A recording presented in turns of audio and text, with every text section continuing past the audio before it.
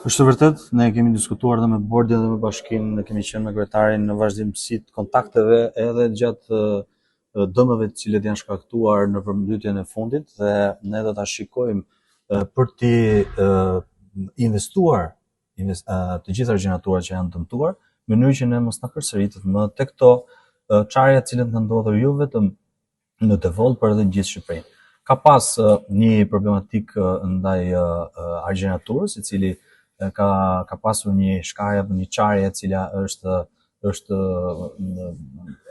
menaxhuar nga ana e bordit kullimit në kohë rekord për të ndërhyrë në mënyrë që ne të bënim një ndërhyrje të shpejtë për ta mbyllur si çarje. Kemi mbyll, nuk ka asnjë problem tashmë, por kërkon një investim dhe projektin ne tashmë e kemi gati për ta investuar, për ta pasur në mënyrë që Ministria, Bordi i Kullimit ta investojë dhe të kemi një ndryshim, mund të themi, në këtë pikërisht në këtë zonë ku ne kemi pas problematike dhe në nëntor, por edhe tani në janar. Gjë e cila na ka treguar që toka aty nga vitet në erozioni ka pas një problem, por tashmë me buxhetin e ri ne do ta rishikojmë, tash diskutojmë dhe me strukturat tona në ministri, në mënyrë që të gjitha çarjet, të gjitha investimet që kërkohen në regjenatura të jenë të parashikuara ndaj buxhetit të ministrisë. Në takimin e sotëm me fermerët e fushës së Maliqit, sa produktiv ishte, çfarë u kërkuan dhe çfarë do të thotë?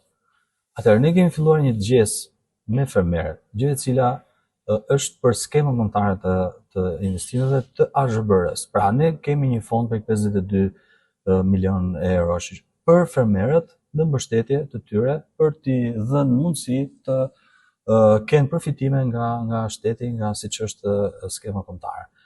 Po i dëgjojmë, po i pyesim si janë problematikat e tyre, çfarë sugjerimesh kanë për skemën e re dhe çfarë duhet të përshtasim ne sipas legjislacionit që kemi fuqi dhe përshtatjes ndaj BE-s, në mënyrë që ne të jemi gati në 2027, jo vetëm për orientimin e fermerëve, por edhe ndaj mbështetjes së tyre të jenë gati edhe për sigurinë ushqimore dhe gjithë procesin që ne kemi interessi për të qenë si fermerët e Europës edhe në Shqipëri.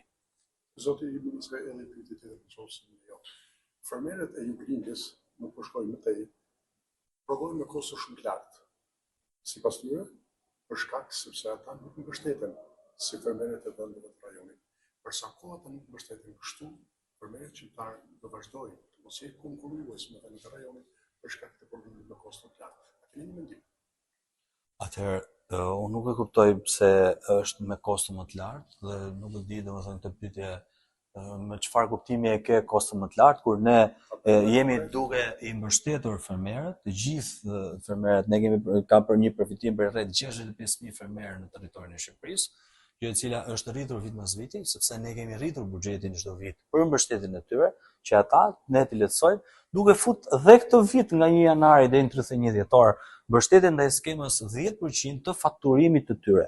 Pra, nuk ka nevojë për procedura as angazhime të ndryshme siç ne kemi pas problematika dhe ndaj takimit që patëm këtu edhe gjësat e tjera, por me fakturat e tyre periodikisht do t'i depozitojnë ndaj drejtorisë tatimeve dhe do të marrin 10% të fakturimit të tyre. Gjë e cila ne kemi futur si paketë, si mundësi, si mbështetje, por edhe ndaj AZHBR-s që ne i mbështesim në masa të ndryshme ku ata duhet përfitojnë. Prandaj jemi ne sot për t'i dëgjuar dhe do të jemi në gjithë territorin e Shqipërisë, në mënyrë që fermerët të japin sugjerimet e tyre si e duan dhe çfarë duhet të ndryshojmë ne nga paketa jonë. Zoti Ministër, edhe një pyetje të fundit. Po afron sezoni pranverës, që normalisht bëjnë mbyllit e reja nga fermerët.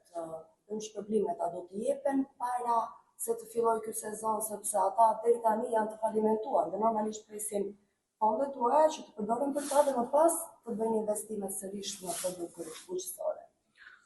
Me bashkitë në tërësi dhe me emergjenca civile, Ministrinë e Bujqësisë, ne jemi duke bërë evidentimin akoma në terren për të marrë në të gjithë informacionin e duhur dhe menjëherë masi të kemi të gjithë paketën e plot të dëmeve dhe të gjithë atë informacionin që ne do të marrim nga bashkitë me një relacion përkatës, do ta fusim menjëherë me vendim qeverie që t'i mbështesin fermerët. Se ka raste që janë vonuar edhe 2 vite në shpërblimet.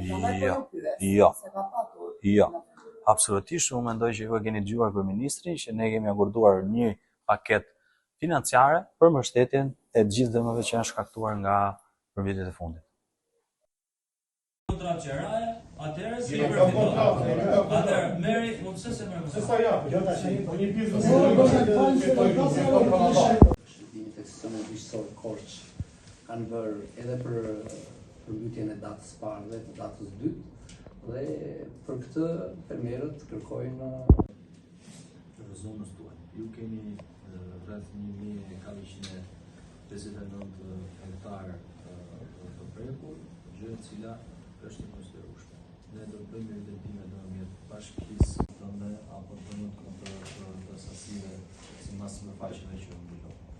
Spare, ju mendoj që dini që ne kemi dalë një paket financiare ndaj të gjithë dëmeve të shkaktuara qoftë në bujqësi dhe në ONG e kompanjesa që rreshtet e fundit kanë prekur disa nga qytetarët në disa qytete të Shqipërisë.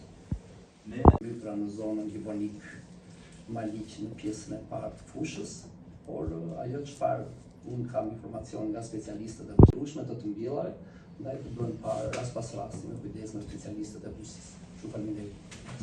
Faleminderit kryetar, dërgoj që ne të themi që shtëpia është duke u djegur dhe ne kërkojmë dëm se në bësh kështu. Sot në para të takimit me ju, gjë e cila Përshëndetje gjithë dhe mirë se keni ardhur. Zoti ministër, është një përpamje e fermerëve që kanë ndërtuar shqetësime. Evidentimi i përmbytjeve në territorin e bashkisë Maliq rezultojnë rreth 1459 hektarë të përmbytura me gjithë një pjesë që është në proces në njësinë administrative të Vreshtasit. Ne u kam dhënë sipas njësive administrative, Givoniki ka 345 hektarë, Vreshtasi 410, Pirgu 260, Maliqena 22, Bojani 2.5, Mokrica 80. Bizneset tjera që përfshin fushën e Maliqit 1358. Besojmë që brenda javës përmbyllet. Ky është informacion të cilën grupet e punës son të bashkisë Maliq bashkë me specialistët e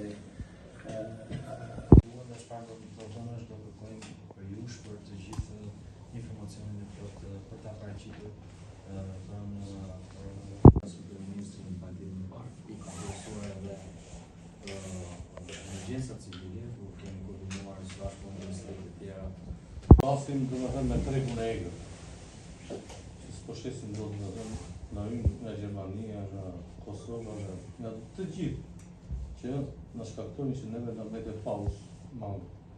Është e vërtet, unë e kam stop mallin atje, ata që më kanë mbetur, se më shumë se gjysmë më përmbytur.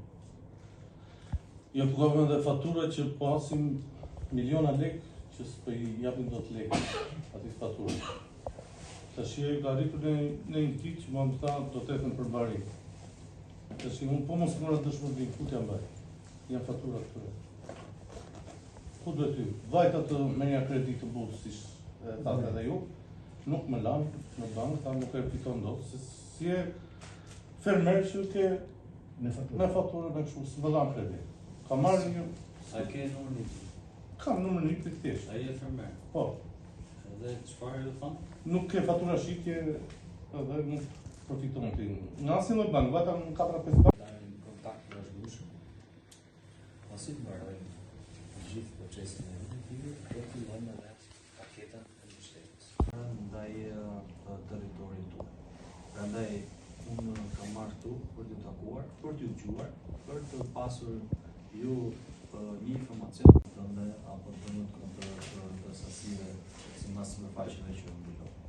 Spare, ju mendoj që dini që ne kemi dalë një paket financiare ndaj të gjithë dëmeve të shkaktuara qoftë në bujqësi dhe në ONG e kompanjesa që rreshtet e fundit kanë prekur disa nga qytetarët në disa qytete të Shqipërisë.